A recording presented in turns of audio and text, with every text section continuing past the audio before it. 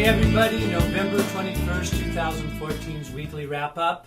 And just barely got it out, but got another analyzation on the beginning of the Nate Pruitt jazz series. And the song, as we spoke of last week, is On the Street Where You Live. But I took the first verse now and broke it down and started to really get into a lot of the aspects of what it was that he's doing.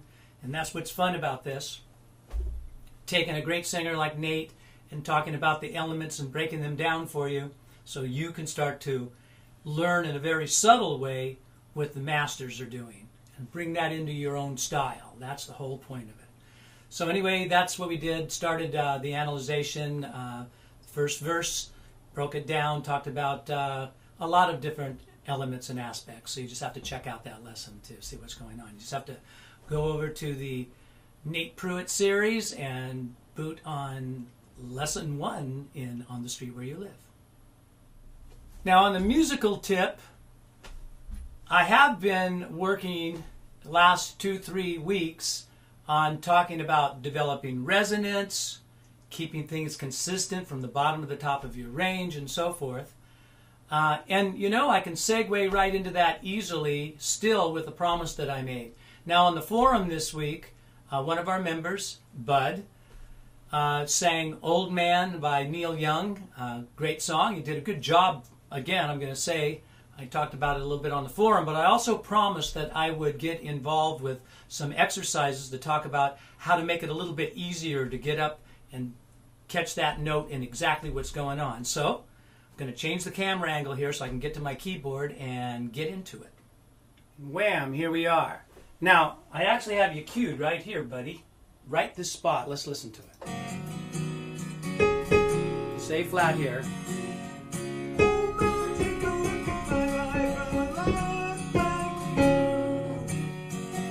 So there it is, and those notes are A flat, F sharp, look F, F sharp, F, down to the C sharp. I guess I could have called that A flat G sharp to can be consistent in the key, but basically those are the notes either way. And so here we are. I was explaining it as well on the forum.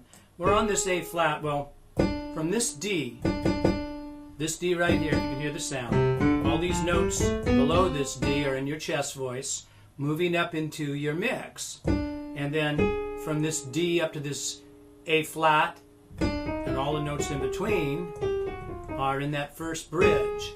And that's where the most pressure builds up in the throat, and that's where I'm always asking everybody to go, oh, and to feel what air pressure is happening in there. Now, I know that sounds silly, but I'm doing that to feel how the pressure is building up in my neck, actually, here in my vocal cords, as I move up into that area. And what we're always looking for is how to create a good compression, make it thinner, and not push as much air through. Now, before I give you some exercises here, I'm going to give you a visualization, everybody a visualization about this, and tell you that this visualization isn't really true in reality. Here, let me explain. Let's say that my fingers right here are my vocal cords, and the air is pushing up underneath. And when I'm down in lower notes, we have an air bubble. Now, this is the part that's not true. There's not really an air bubble there. But this is just to give the idea of the heft of air that's pushing up underneath the vocal cords. And as you're in your lower notes, your air bubble can be bigger. As you go higher, the air bubble has to keep on getting smaller and smaller. If the air bubble doesn't get smaller, pop, your vocal cords are going to pop open. If you try to keep bringing the air bubble up with the same amount of heft from the bottom to the top as you're getting higher, when you get to a certain area in your range where there's got to be an adjustment where the cords thin out or dampen down, they're not allowed, the heavier air bubble or the more heft underneath the cord doesn't allow that to happen. So we're always looking for, even in the slides, the idea of what it feels like up on the upper notes. Oh, oh, and oh. So I'm coming from my chest on that second one there. Oh, that's all chest. Oh, and there I'm reaching a moment in time where the air pressure is building up. That's kind of getting into the area of where you're at when you're going to sing this A flat, maybe even a little bit more, because you have to pull it a little bit more to get it up to that A flat.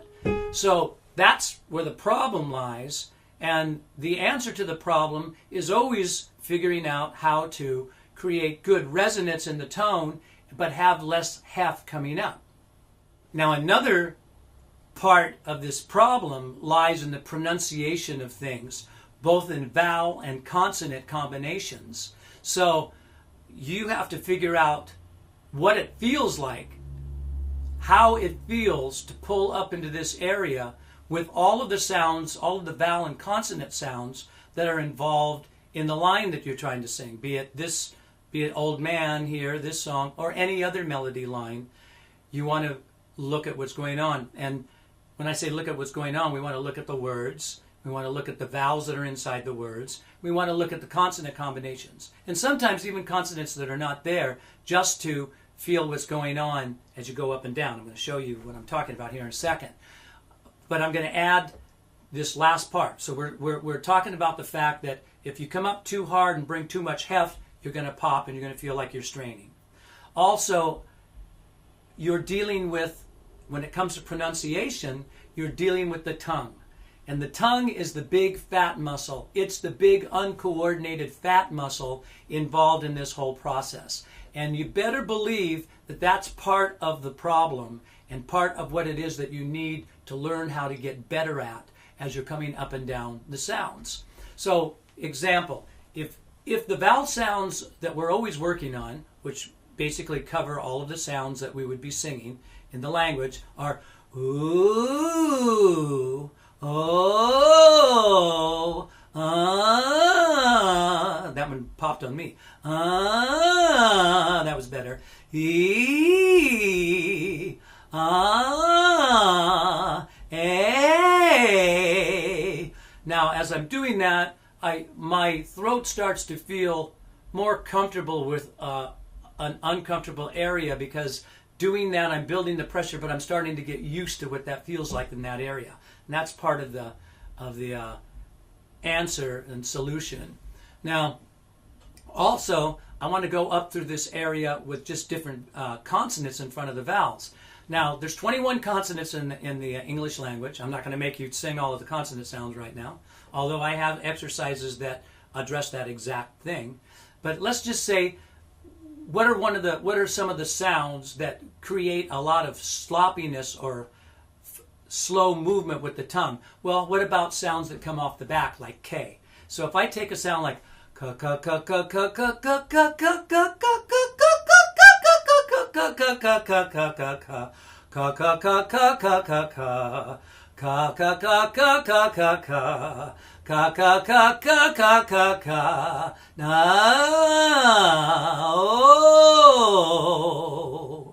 Well, now you didn't just do that, and I know I sound silly and I look silly touching myself like this and making all kinds of rooster sounds and everything else, but you have to do this to start to feel what's going on. It will help you if you start to take sounds that move the tongue in a hard way and get better at, how will I bring that up? How could I bring that up so I didn't use so much of my tongue in a radical way?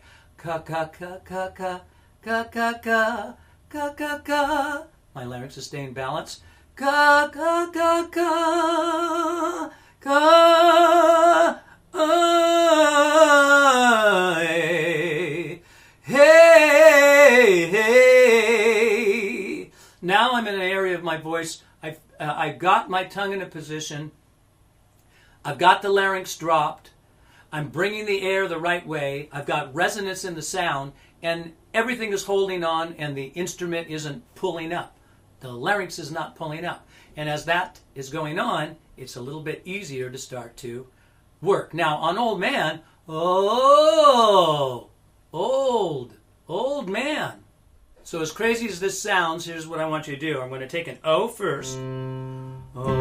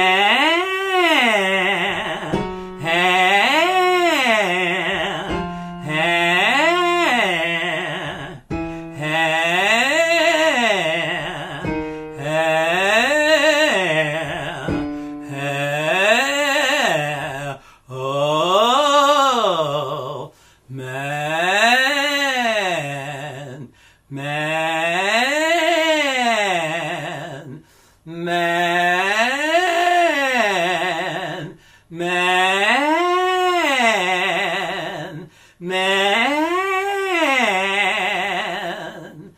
Okay, I'm taking each of old and man, because those are the only two words in this line, and I'm going up and down in octaves and within an octave. Like, you know, I can go like mum mum mum mum, oh, hey, oh.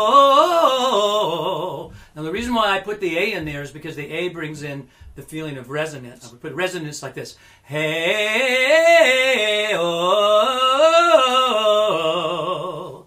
Now an exercise is a combination of elements when it comes to giving somebody an exercise for vocalizing. And the reason why is that, you know, any instrumentalist can practice this as well as a singer. But we have to decide as singers what we're going to sing against that scale pattern. And I like using vowels with combinations of consonants in front of them. So if I, for example, if I take the oo vowel sound, and now I think about the consonant sounds, there's 21 consonant sounds in the alphabet, right? If I put a B in front of it, I'd have boo, boo, boo, boo, boo, boo, boo, boo. If I put a G in front of it, goo, goo, goo, goo, goo, goo, goo, goo, F, foo, foo, foo, foo, foo, foo, foo, foo. As funny as that sounds. Now, it's one thing to hear me do this. If you actually practice that and discover what's going on, you're going to see that the air escapes out of you at different speeds depending upon the consonant sound that you're using. The vowels are continual, and what's going on with the vowels is that they're uninterrupted sound where the vocal folds catch and do one sound. Oh, all the siren stuff that I'm always doing on the vowels. But now, if you put a consonant on that, foo, well, if you did it like that, you're still really just singing more. You're starting with a consonant quickly, but you're just more or less singing on the vowel. So with the scale pattern, we can go, for example, foo, foo, foo, foo, foo, foo, foo, foo. Again, if you just hear me sing it, you're going to think, oh, that's silly. You try it and see what the air feels like coming out of you when you do that. Now, if I also go, if I went goo, goo, goo, goo, goo, goo, goo, goo, you're going to feel that it feels very different. The air escapes out a little slower with that sound. Now, the reason why the consonants are so important, and to pull this together for a lesson for Buddy as well as everybody that's watching this, is because the problem, or one of the big problems once you've learned how to sing through your bridges, is to understand that the tongue, which is the articulator, is a problem, especially in particular pronunciations. So you always have to be aware of that. And the best study you could do is to take the consonant sounds, put them on the vowel sounds, and vocalize through them in various random different ways. So, you know, I might go goo, goo, goo, goo, goo, goo,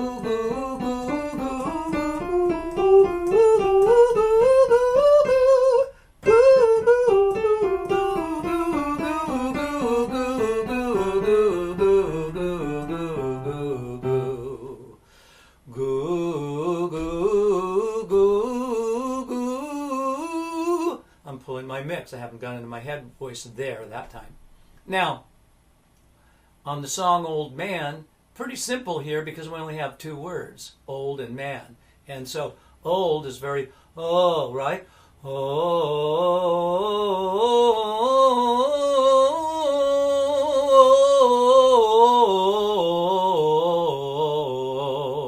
Then you do it and bring it up a little farther.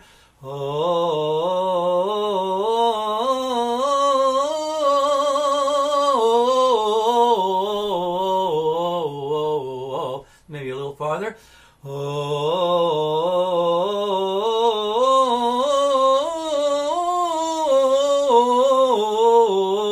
See, I'm just little by little inching up, higher and higher, pulling my mix up. Or sometimes practice going through your mix into your head. Now,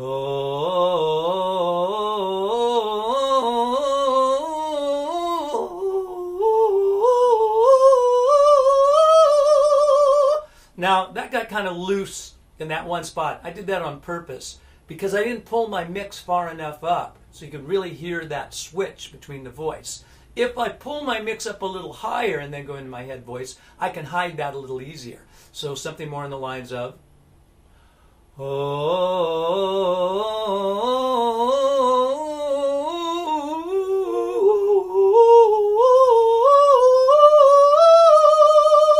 okay, no doubt you heard that radical sound. I did that on purpose to show you that I had to lean on my chords right there. But now we want to hide that even.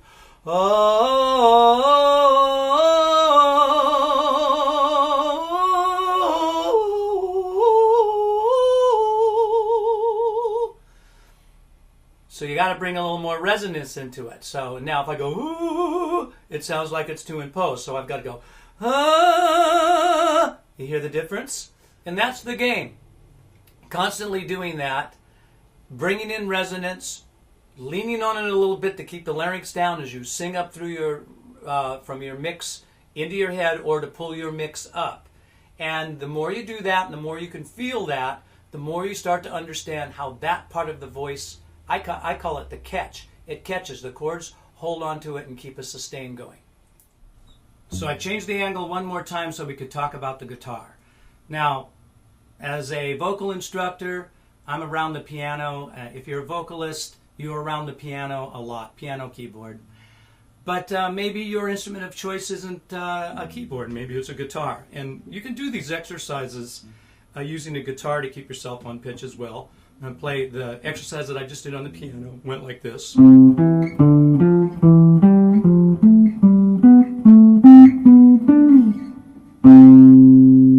the chords are C major, D minor, E minor, F major, G major, A minor, B diminished, C major. And you can play them in open position. C major, D minor, E minor, F major, G major, A minor, B diminished, C major, or C major this way.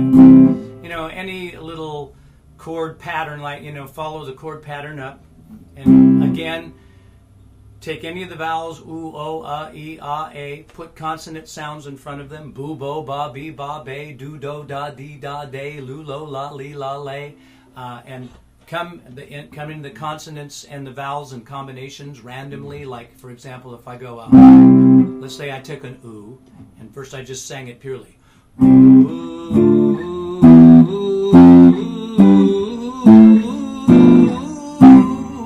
But maybe I put an L on that. I might go, do,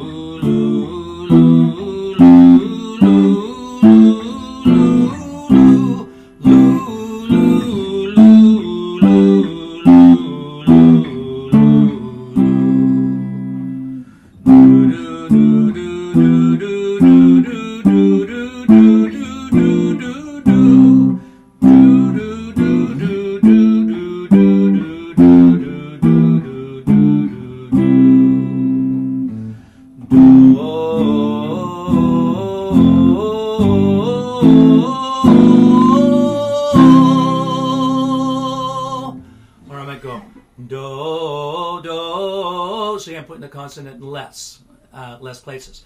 Do, do, do, do, do. Po, do, da, dee, dee, da, de, do. Combinations of consonant and vowel sounds. Working on the major scale pattern, going in thirds. You're accomplishing a lot here. You're learning how to take the pressure away from your voice and simultaneously singing basic harmony. And all of this will make you more musical. Hopefully you feel those are some great vocal tips, some great musical tips this week for everybody. Even if you're on YouTube, you can do these things. Now, if you are on YouTube, I'm hoping that you see that there's some validity in this website and come on over. Sign up for the free membership if you haven't done it already, and that'll get you in the loop and some free lessons, quite a few free lessons actually. And you can sort of scan around the site and check out all the different things. And the different things are hundreds of songs broken down into lessons with great singers, both male and female singers singing those songs, as well as all kinds of courses. A harmony course, a beginning, intermediate, and advanced voice course, a course that teaches you how to develop vibrato, an ear training course. We have fly-on-the-wall videos, which I think is very unique and fun to check out. And what fly-on-the-wall videos are me teaching my private students in my studio with cameras on. And any of their problems that I'm dealing with, solving in their lesson, you, like a fly on the wall, can just hang out and watch what's going on. And I'm sure some of their problems will be your problems. And so it's like having a private lesson with me right here in the studio. So fly-on-the-wall videos are also something that are very unique here at totallyvocals.com. So totallyvocals.com.